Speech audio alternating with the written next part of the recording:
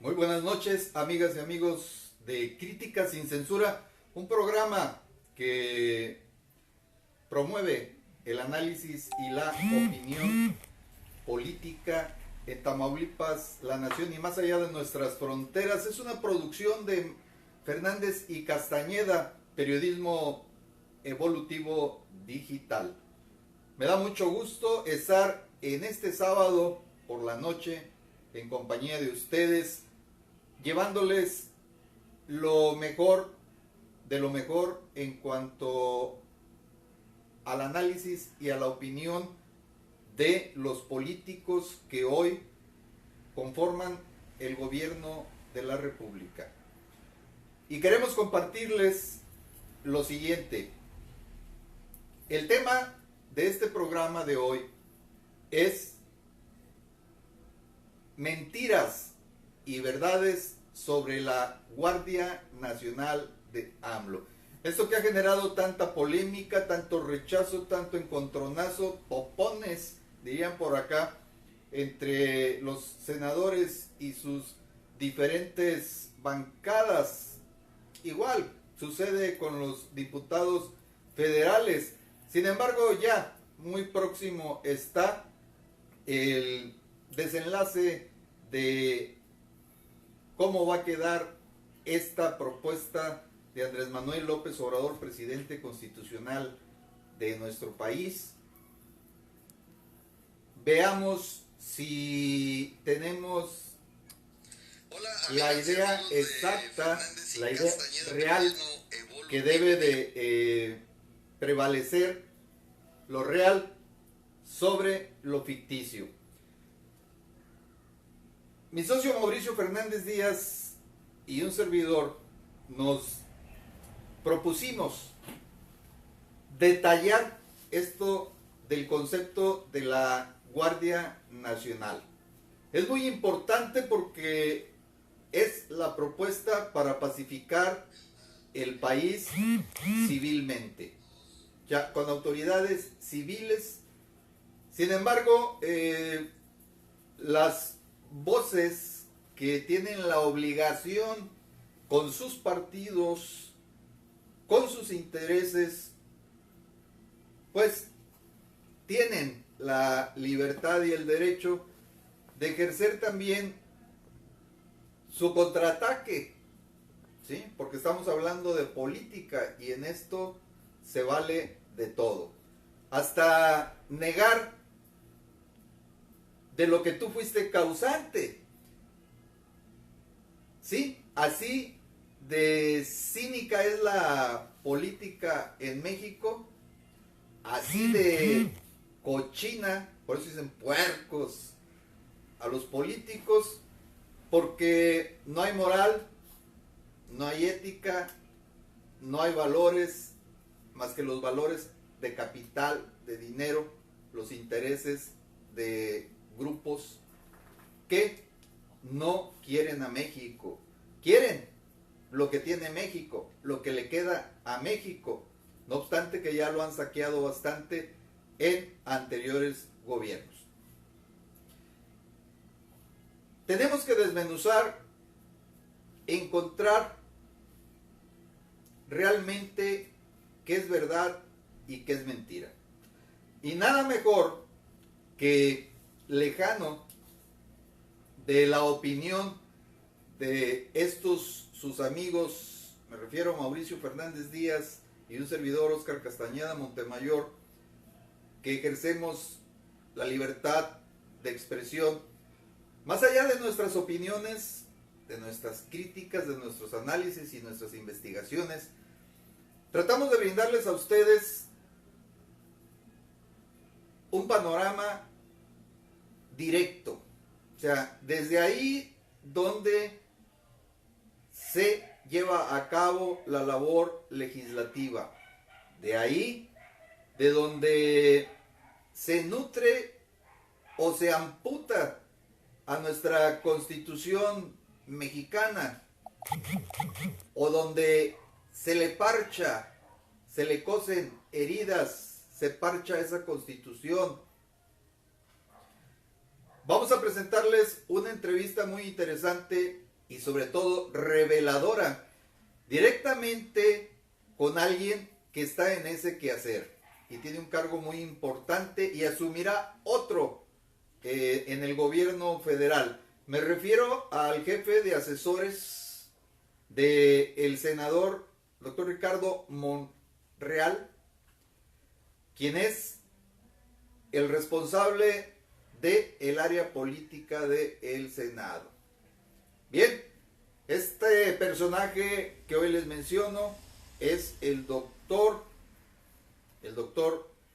honoris causa en Ciencias Sociales, Rodolfo González Valderrama, quien próximamente, a propuesta de Andrés Manuel López Obrador, será el director de radio, televisión y cine. Así que hoy, aún en esto de los andares políticos, en el trabajo del Senado como jefe de asesores, juntos vamos a brindarles a ustedes la realidad del proyecto de Andrés Manuel López Obrador y las mentiras en torno de este proyecto. Juzgue usted. Vamos a tratar de enlazarnos.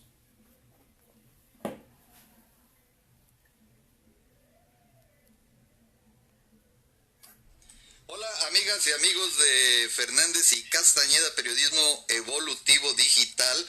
Es un placer saludarles este día en que les tenemos una muy grata sorpresa, puesto que logramos comunicarnos con el jefe de asesores del presidente de la Comisión de Política del Senado de la República, el senador Ricardo Monreal. Tenemos aquí en entrevista exclusiva vía telefónica nada menos que al doctor Rodolfo González Valderrama. Muy buenas noches, doctor, ¿cómo te encuentras? Buenas noches, Oscar, a ti y a todo tu auditorio. Muy bien, aquí estamos ya concluyendo una jornada laboral intensa, pero también al pendiente de tu programa.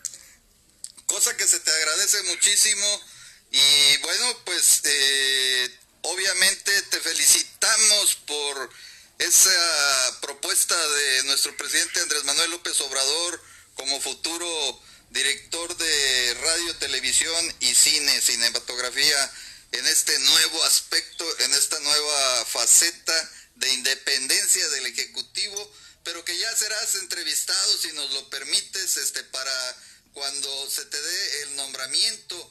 Hoy queremos preguntarte cuál es el estado que guardan las cosas ahí en precisamente el área de la curul, las curules grandes, ahí el Senado de la República, el trabajo legislativo que es de importancia para toda la nación.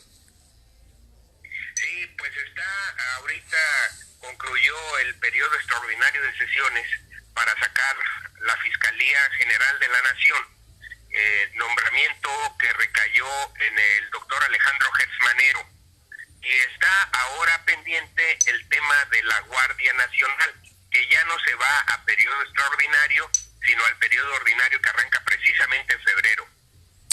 Y estamos pues concentrados en esa parte. Perfecto.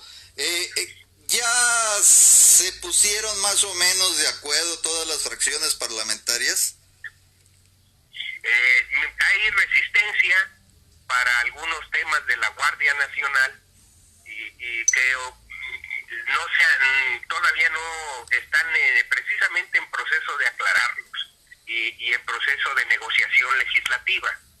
Básicamente lo que se busca es que la Guardia Nacional no militarice la seguridad y que se garanticen básicamente los derechos humanos de los ciudadanos. Entonces, esos son sobre los dos ejes que se está negociando. Ya hay un consenso en torno a la Guardia Nacional, excepto lo que está ahorita en negociación es la orientación que debe de tener. El hecho de que vaya a estar integrada por los capacitadores vayan a ser militares, pues eso eso no significa que vaya a ser una sección más del ejército, sino que va a tener su propia autonomía, su funcionalidad y su propia organización. Perfecto. Oye, doctor, hay algo muy importante que sí debemos de señalar, porque es nuestra obligación en tu caso como jefe de asesores y en mi caso como periodista de análisis y de opinión. El asunto es que están las fuerzas contrarias a este nuevo gobierno, tratan de hacer ver de que a fuerza se quiere meter mandos militares en esta Guardia Nacional y otros opinan que debe de ser civiles.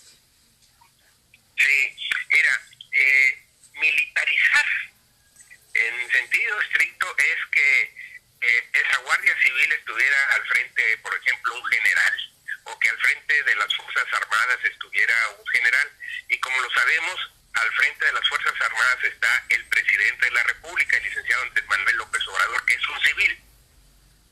Totalmente. Luego, militarizar es también que las personas que fueran procesadas o que fueran capturadas por la Guardia Civil se sometieran a tribunales militares con fuero especial. Eso no es cierto, eso no va a ocurrir. Van a ser entregados a tribunales y van a ser procesados en tribunales civiles. Luego también militarizar sería que hubiera fueros, un fuero especial para quienes integran la Guardia Nacional, y tampoco existe ese fuero. Si cometen algún abuso de autoridad en el ejercicio de sus funciones, serán procesados conforme a lo son actualmente los mandos policiales. Entonces, esa parte de la militarización supuesta no existe y ni existirá, porque el mando es civil, los tribunales a los que se entregarán a los presuntos responsables será civil, y también si incurren en abuso de autoridad los integrantes de la Guardia serán procesados en tribunales civiles no militares. Ok, esto es muy importante, gracias por aclararlo, porque hay medios, hay analistas, hay especialistas, se dicen, algunos que desinforman o no están bien informados incluso ellos mismos. Por eso nosotros en un periodismo responsable, y no a ver si es lo que creo, lo que interpreté, estamos recurriendo a ti, que eres el jefe de asesores de Ricardo Monreal y que estás siguiendo y que conoces perfectamente cómo se están llevando los trabajos y los contenidos de esos trabajos legislativos. Aquí primero volvemos a ser reiterativos porque es necesario para la audiencia que no se dejen desinformar ni influir por opiniones que están externas o que no están bien informadas. Primero, el mando no lo tiene un militar, no va a ser un militar. Las Fuerzas Armadas están directamente bajo el mando ¿de quién? Si eres tan amable nuevamente. Del presidente de la República, que es el comandante, el único comandante, así lo define la Constitución, comandante supremo de las Fuerzas Armadas del país. Que es una cosa diferente a una Guardia Nacional. Exacto, donde estaría al frente un general, ¿verdad? Ajá.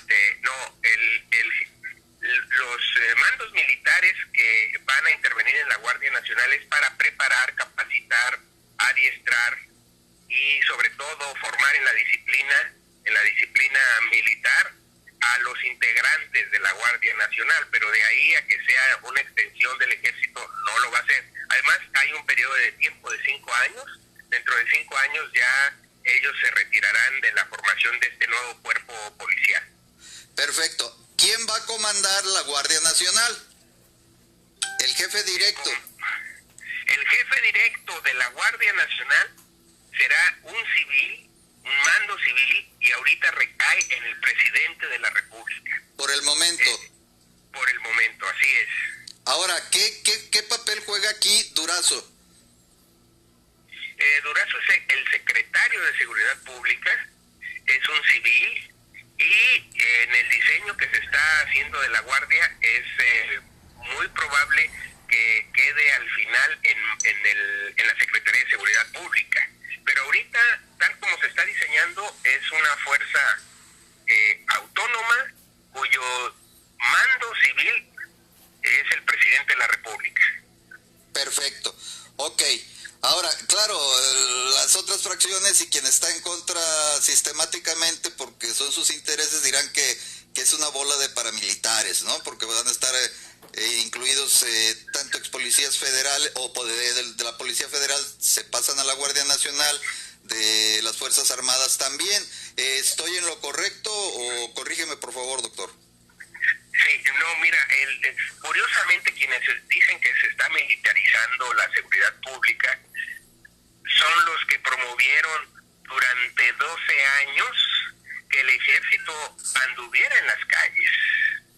Específicamente empezó con Calderón, ¿no? Fue Calderón, en diciembre del 2006, declaró una guerra al narcotráfico que terminó en un genocidio porque él cerró con 120,000 muertos o ejecutados extrajudicialmente. Y luego vino la alternancia, el gobierno del PRI con Peña Nieto, y el problema no se resolvió, se agudizó. Y también siguió el ejército y la marina en las calles. Entonces, ahorita dicen, ¿se va a militarizar? Pues en todo caso, quienes sacaron al ejército y a la marina a la calle fueron esos dos gobiernos. Lo que se está haciendo ahora es darle coherencia, consistencia y sobre todo una estructura organizativa a una Guardia Nacional, verdaderamente nacional. Va a tener la disciplina del ejército, sí, pero sus integrantes, como ya se vio, son jóvenes, van a ser jóvenes civiles que no necesariamente van a pasar por los cuarteles, sino al margen, gente nueva, jóvenes, y van a estar capacitados, van a tener la disciplina militar, pero no van a ser militares como tal. Su formación es netamente civil. Perfecto. Cualquiera que sepa un poco de los otros ejemplos de guardias nacionales entenderán, incluso está Estados Unidos aquí al lado, nuestro vecino del norte, que bueno, tanto tiene sus fuerzas militares como lo tiene Guardia Nacional, ¿no? Exactamente. Sí, pero también estas voces que siempre estarán en contra de lo que haga cualquier decisión que se tome, cualquier propuesta de ley, una iniciativa para los senadores y los diputados federales, pues van a decir que hay casos fallidos o que son diferentes las culturas y la forma en que se manejan, en donde sí las hay, en otros países que nos anteceden en este nuevo tipo de seguridad que se trata de implementar para controlar el país, no el país como dicen ellos, sino a el crimen organizado y todo aquel criminal que atente contra los intereses de los mexicanos. Sí, así es, exactamente. Esa es una buena observación. Y Guardia Nacional lo tienen ya la mayoría de los países democráticos y además tienen la estructura, la organización y la disciplina de una fuerza militar, pero no son militares, ¿verdad? Claro. Ellos no pasaron, los que la forman no pasaron por el colegio militar o no pasaron por una escuela militar, sino va a ser una escuela totalmente, una academia.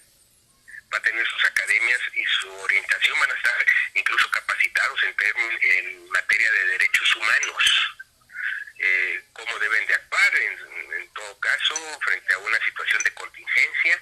El uso de la fuerza letal será conforme a protocolos estrictos y bien establecidos.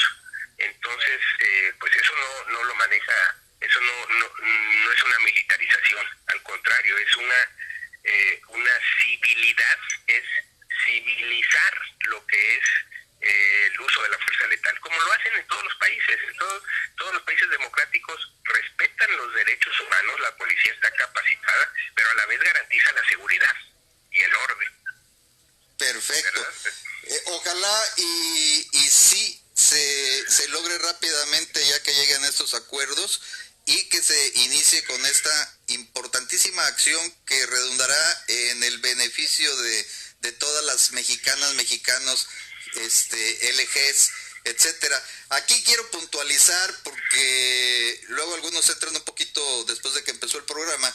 Queremos puntualizar que primero, la Guardia Nacional no es lo mismo que las Fuerzas Armadas. 2, va a tener un mando civil que por el momento recae, el jefe es el presidente Andrés Manuel López Obrador. Posteriormente ya se verá en quién recae el mando directo inmediato, ¿no? Sí, el mando operativo. Así exacto. es. Bien. El mando operativo y el mando administrativo. Segunda, muy importante, es un hecho y está ahí históricamente que quienes militarizaron el país fue Calderón, para comenzar con esta guerra contra el narcotráfico. Esto es decir, el presidente que representaba un partido que es el Partido Acción Nacional. ¿Estoy en lo correcto? Es correcto, así es. Y lo sacó a la calle sin ninguna protección jurídica. Ahí sí, violando la Constitución, ¿verdad? Ahora sí que andaban sin placas y sin tarjeta de circulación, los militares, ¿verdad? Ajá, para empezar. Sí, y ahora con la Guardia Nacional, pues van a tener la protección de la Constitución. Ok, cuando él lo saca a las calles, o sea, no interviene el Senado, no interviene la Cámara de Diputados, el Congreso de la Unión. No, lo hizo mediante un decreto del Ejecutivo. O sea, no lo hizo, o sea, lo hizo como una imposición legal. De facto, lo hizo de facto. De facto, ¿verdad? ¿Verdad? Así es. Entonces, para que les quede claro al auditorio de cuáles son los procedimientos que se llevaron entonces y cuál es el tipo de procedimiento que se está llevando ahora, que se trata de hacer de una manera correcta, digámoslo así, desde el punto de vista legislativo. Sí, hay que darle a esa guardia, a la Guardia Nacional hay que darle sustento jurídico y protección constitucional. Eso, ¿cómo se logra? Reformando la Constitución y reformando los artículos correspondientes para que pueda ser reconocida con derechos plenos. Perfecto. Ahora y no ande irregular como hasta ahorita ha estado todos estos 12 años. Porque hasta el momento me ha llamado mucho la atención que hay muchas voces que expresan en los medios de comunicación, obviamente, que lo que me parece a mí una extrapolación de lo que ellos creen que va a pasar, ¿sí? Sí. Pero con una carga denostativa, carga negativa en este sentido. Y aquí qué bueno que mencionaste algo muy importante, que es lo de derechos humanos. Y en la cuestión de derechos humanos resulta que el Ombudsman pues señala al ejército, por ejemplo, en el reciente caso de Huachicoleo y en Hidalgo, ¿sí? Se van contra los militares y bueno, te pregunto yo a ti desde la perspectiva como asesor de asesores o jefe de asesores, ¿sí?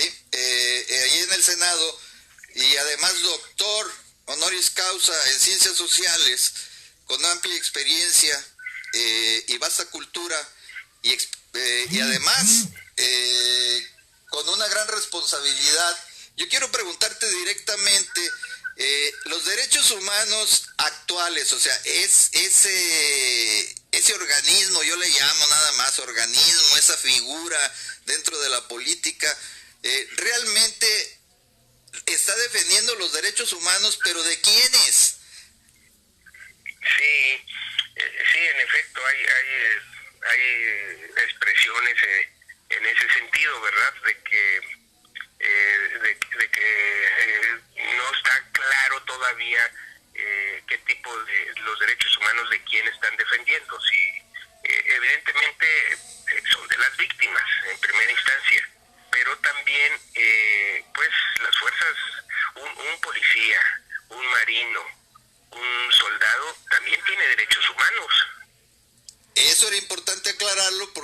parecer se supondría que nada más los criminales y la sociedad, y fíjate, pongo en segundo término a la sociedad, porque no se aplica conforme hemos visto por parte de quienes tienen la administración y la impartición de justicia. Ya ves, por ejemplo, te menciono el caso Duarte y también a nuestro auditorio, qué clase de pena le dan, ¿no? Después de los latrocinios que hizo tan grandes, o sea, cómo se administra, y también los derechos humanos, cómo responden, pareciera que en favor de quienes cometen delitos, y no aplicarlos de igual manera a la ciudadanía. Eso es lo que me parece a mí hasta el momento. Tal vez esté equivocado, pero tú eres el experto en esto, tú eres doctorado. Sí, ahí sobre este punto es muy importante aclarar que frente a la autoridad y al ciudadano le dan preferencia, evidentemente tiene preferencia el ciudadano. Los derechos humanos básicamente es una garantía, una defensa que tiene el ciudadano frente a un acto de autoridad, ¿verdad? Entonces, en ese sentido, tiene preferencia el ciudadano. Pero en un proceso legal, en un proceso judicial, cuando se es sometido a un integrante de las Fuerzas Armadas a un juicio, pues ahí ya ellos tienen derechos humanos también, ¿verdad? Sí. Que deben ser reconocidos y respetados en el debido proceso, ¿verdad? Exacto. O sea, cuando son llevados ante un juez, ya esa autoridad tiene sus derechos y tiene sus garantías que el juez debe de observar y de respetar, ¿verdad? Entonces ya ellos también tienen derechos humanos. Ok, esto es en el caso que estás poniendo muy claro entre autoridad, o sea, en este caso vamos a hablar de las Fuerzas Armadas ante un evento que requiera su intervención para salvaguardar o imponer el orden, ¿sí? Por ejemplo, con estos pobladores de esa parte de zona del Primitivo ahí en Hidalgo, donde sucedió esta desgracia, porque ya puso a México, digo desgracia, porque ya puso a México internacionalmente muy mal, ¿no? Sí, fue muy sonado. Ahora, en el otro caso, cuando es derechos humanos, en el caso versus criminales o enjuiciados y ciudadanos. Bueno, frente a criminales y ciudadanos, pues Así ahí evidentemente que los derechos humanos que hay que tutelar o proteger pues, son los de los ciudadanos. Pero la realidad, hasta Enrique Peña Nieto, ¿cuál es tu opinión? O sea, ¿cómo se manejó eso? ¿Se le dio realmente, los derechos humanos realmente defendían a las víctimas, al pueblo o a los criminales? No, pues las víctimas estaban totalmente desamparadas, a tal grado que tuvo que hacerse una ley de protección de víctimas. Hay ciudadanos que quedan inermes frente a la autoridad y también frente a los criminales. Entonces, digamos, en esta cadena, los ciudadanos son los que son el último eslabón y el más desprotegido. Eso quedó muy claro en los dos gobiernos anteriores. O sea, se tuvo que promover una ley de víctimas.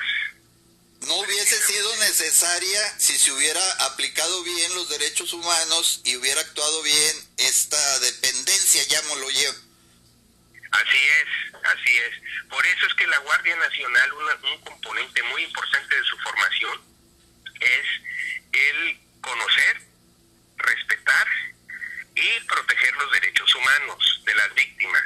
Ellos sabrán muy bien en qué momento deben intervenir, bajo qué condiciones. El ejército está preparado no para capturar, sino para enfrentarse. Neutralizar al enemigo. Así es, incluso para extinguirlo. Así es. O sea, para eso es que tiene una disciplina militar. Ese componente, por ejemplo, no va a ser el elemento principal de la Guardia Nacional. porque van a estar formados sus integrantes en la cultura de los derechos humanos, van a saber en qué momento actuar y cómo actuar. Veamos un ejemplo, en Francia, ahorita que hay elementos, hay protestas fuertes de los llamados chalecos amarillos, y ahí no ha habido un solo muerto en Francia. La policía, el equivalente a la Guardia Nacional Francesa, ha sabido cómo manejar ese movimiento. No permite, por ejemplo, que haya disturbios, no permite que haya tampoco agresiones físicas, ni tampoco que se agredan a los establecimientos, que se rompan vidrios, nada de eso. Los han sabido controlar muy bien. Esa Guardia Nacional Francesa está formada en la disciplina militar. ¿Es así? Claro, pero no han reprimido a ninguno solo de los manifestantes. Entonces esperamos ante ese ejemplo que sea aún mejor la Guardia Nacional, que no va a ser si aún así de origen militar, por ejemplo en Francia, obviamente aplicando tienen sus protocolos, ¿no? Que seguramente ustedes están estudiando, ¿no? Sí, básicamente hay un protocolo para el uso de la fuerza. Eso es lo que distingue a una Guardia Nacional de una Guardia Militar pretoriana. Ok. ¿Verdad? Uh-huh. Sí, de guerra. Sí, son diferentes conceptos, diferentes acciones. Una, como tú decías, muy claro, exterminar. Y el más claro ejemplo es de que así lo han hecho con células del crimen organizado. Siempre son muchos más los delincuentes que fallecen, ¿verdad?, que los elementos de las Fuerzas Armadas. Exactamente. Sí, muy bien. ¿Algo más que se me esté escapando? No, pues ahorita nada más el estar muy al pendiente de lo que va a ser del curso que vaya a seguir la aprobación de la Guardia Nacional a partir de febrero, que es un tema que va a entrar a discusión en la Cámara y que hay que estarle dando seguimiento puntual. Oye, ¿y la Ley de Seguridad Interior? No, bueno, esa fue, recordemos, la Suprema Corte de Justicia la declaró inconstitucional. O sea, ¿verdad? simplemente, o sea, quedó fuera. Sí, así es. ¿Habrá algún otro formato? ¿Le buscarán alguna otra denominación para que entre algo en vigor? Pues es precisamente la aprobación de la Guardia Nacional, el reglamento jurídico que dará origen a la Guardia Nacional es lo que viene a sustituir el equivalente de la Ley de Seguridad Interior. Quería hacer esta pregunta precisamente para que quedara muy claro al auditorio cómo se van dando la transformación de lo que es el quehacer legislativo y la productividad, en este caso, que redundará en estos acuerdos y que obviamente serán parte de la Constitución, ¿no? Así es, que se van a incorporar en el texto constitucional. Muy bien. Doctor, te agradezco muchísimo tu atención. Estaremos seguramente por ahí en contacto, te invitamos. No te obligamos públicamente, sí, te invitamos a que nos recibas por ahí próximamente ya como director de RTC. Sí, claro que sí. Recordemos también que en Tamaulipas viene un proceso electoral para renovar el Congreso local del estado de Tamaulipas y va a ser muy importante, es una elección muy importante. No va a ser una elección más porque ahí la idea del próximo Congreso de Tamaulipas, el próximo Congreso local, dependerá que el programa de reformas de la Cuarta Transformación que está impulsando el presidente López Obrador a nivel nacional tenga reflejo, tenga un eco y sea adaptado a la realidad de Tamaulipas. Va a depender del próximo Congreso, por eso es muy importante, va a ser muy importante. Por ejemplo, todo lo de la austeridad republicana que se refleje en Tamaulipas en su momento. Lo de la lucha contra la corrupción, igual. El tema de la participación ciudadana en las decisiones de gobierno, como es la iniciativa popular, el plebiscito, el referéndum y la revocación de mandato, que se adopten también en Tamaulipas.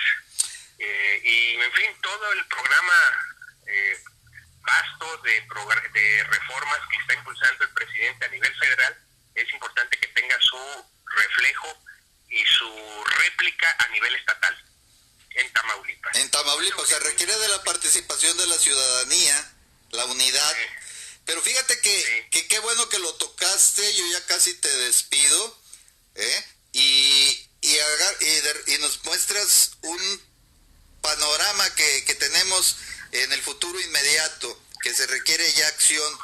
Pero, ¿sabes una cosa? No sé si ha fallado la estrategia de comunicación, porque no se concientiza a la ciudadanía y se le deja hundida, fíjate bien, hundida con el peso de las afirmaciones de otros que no saben absolutamente nada de esto, que nada más me voy al yo creo, o están pagados por gentes o intereses que van en contra de la nación. No quieren ver un México con una visión, digamos, general de lo que es este nuevo gobierno.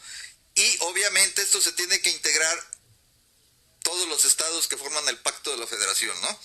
Entonces, Tamaulipas, en este caso, por ser estratégico en muchos niveles, desde el energético, desde el de seguridad nacional, por ser vecinos y los problemas de contrabando, ya sea de mujeres, hombres, niños, lo que es las armas, dinero, lo clásico, ¿verdad?, de lo que es la droga.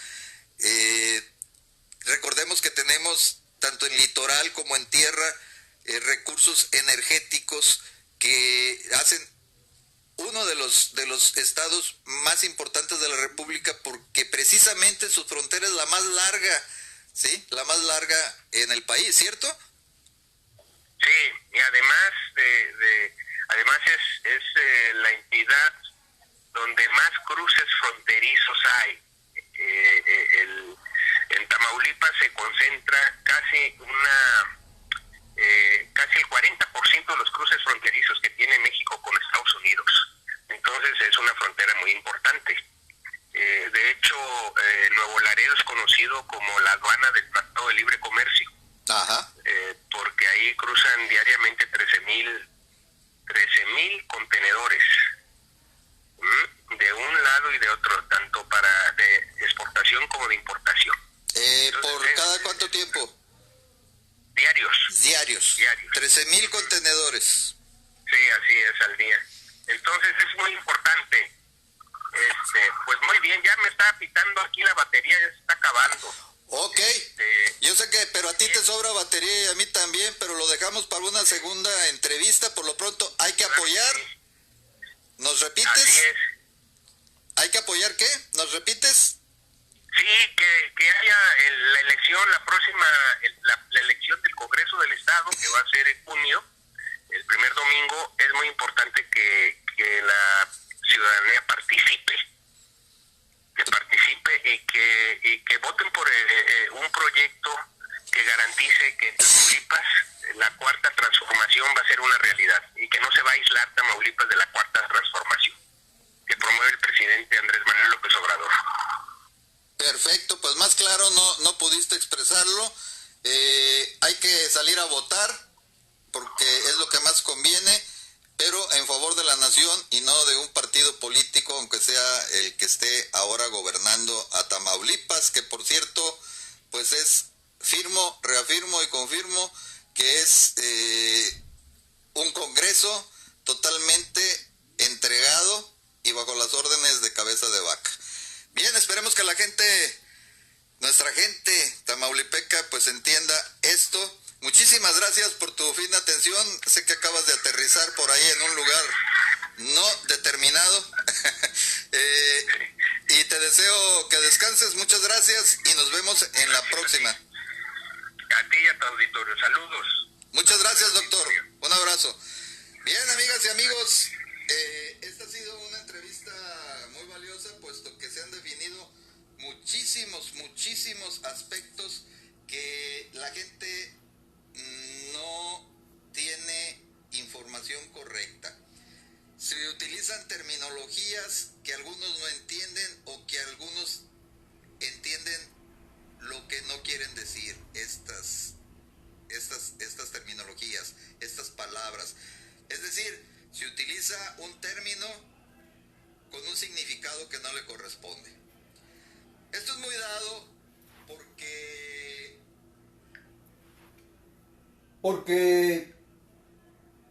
es muy fácil hablar de un tema sin conocerlo, y digo muy fácil porque muchos se atreven a hacerlo. Si no fuera fácil, no cometieran este error que únicamente nos lleva a desinformarnos y a entender mal, entender de otra manera el curso que se le quiere dar a la estabilización de un país, porque lo que se busca es nuevamente recuperar la paz, la tranquilidad, la seguridad en todo sentido para los mexicanos.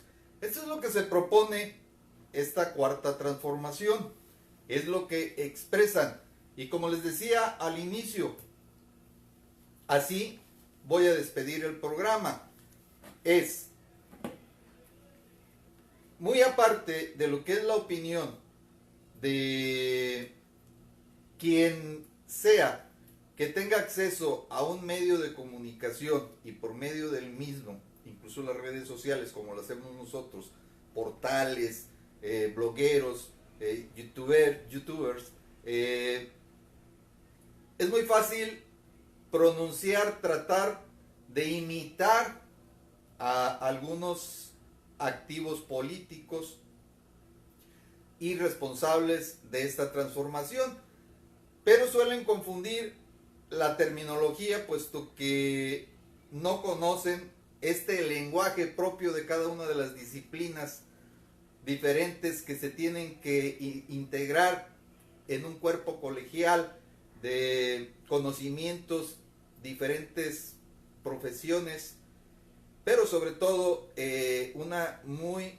difícil y de alto grado de responsabilidad que no la cumplieron, por lo menos hasta que terminó este gobierno anterior. Enfatizo, no se cumplió, se trata de cumplir. Ustedes saben que estos senadores y estos diputados, pues no hay mucha diferencia entre las películas que vemos de los griegos y de los romanos. O sea, siguen ahí cabildeando de acuerdo a los intereses propios, personales, de partido y sobre todo de quienes dominan esta nación hasta antes de que entrara el actual presidente, que son los grandes industriales, los grandes capitales, que lo único que quieren es seguir absorbiendo y sobre todo vendiendo los bienes de la nación nuevamente a extranjeros, como sucedió con esto de la reforma energética, y ahora resulta que históricamente vuelven a ser los dueños, los propietarios de esta venta de Pemex, desde la subasta de esas áreas a profundidad marina, de subsuelo marino, esos yacimientos, también las refinerías, que ahora incluso se encuentran algunas cercadas, las plantas de hidrógeno, porque ya pertenecen nuevamente, fíjense, como antes de que el general Cárdenas diera marcha con la expropiación petrolera. Nuevamente estadounidenses, ingleses, holandeses principalmente, y algunas otras nacionalidades, otros países se han integrado a este saqueo, pues les hicieron la oferta, la aceptaron y ahí lo tienen. Entonces va a ser muy difícil recuperar, pero hay toda la voluntad para hacerlo. Esto es lo que expresan, esto es lo que dicen que se ha propuesto el actual presidente Andrés Manuel López Obrador. Él mismo en sus conferencias matutinas lo ha expresado. Pero vean cómo ha sido ese retorno a lo más lejano de la historia, cuando hablo de la historia petrolera, cuando el primer pozo aquí en Ébano, San Luis Potosí, aquí a 45 minutos de la zona sur de Tamaulipas, en la Huasteca Potosina, que se tuvo que expropiar, y muy similar a los tiempos del general Cárdenas del Río. Este es un presidente que tiene esa empatía con el pueblo. El general Cárdenas logró que cada mexicano cooperara para pagarle a esas empresas, ¿sí?, prácticamente devolverles su inversión, indemnización, para recuperar Pemex, el petróleo de México. Ahora no solo es eso, lo que está solicitando el actual presidente es, entre otras cosas, porque son varias, es recuperar el petróleo de México, ¿sí?, de quitárselo a estas compañías, y recuperar la tranquilidad, la paz, la seguridad. Podríamos manejarlo también dentro de un solo parámetro que lo engloba todo: la seguridad económica que nos brindó durante 80 años Petróleos Mexicanos, y que al final fue dilapidado, fue saqueado ya por los propios mexicanos en los últimos sexenios, desde Fox, ¿sí?, Martita, Swoboda-Dredge, y después el borrachón de Calderón, que ahora quiere su partido también, junto con su esposa Margarita Zavala. ¿Para qué? Para retomar nuevamente las riendas. Pero en fin, esto es lo que está sucediendo. Y después Peña Nieto termina de rematar no solo a la nación, también a su partido, al PRI, que de este golpe ahora sí que se hicieron el harakiri, se apuñalearon solos, no se van a levantar, no tienen la menor oportunidad, pero el PAN pudiera ser que sí. Así que la decisión es de ustedes, únicamente nosotros puntualizamos realidades que pueden constatar, lo que yo les digo, lo que les ha dicho el doctor Rodolfo González Valderrama. Esperemos próximo director ya oficialmente de radio, televisión y cine en este nuevo sistema público de radio y televisión independiente ya de lo que es el sistema gubernamental, porque así lo decidió el presidente. Autonomía plena para este organismo que cuidará los contenidos y que seguramente enriquecerá culturalmente, científicamente a la nación, al público al que va destinado. Muchísimas gracias, yo soy Óscar Castañeda Montemayor, su amigo de siempre. Les deseo que pasen un excelente fin de semana e inicien una nueva, muy próspera, con nuestro programa el día lunes. Los espero a las 9 de la noche. Muy amables, que descansen.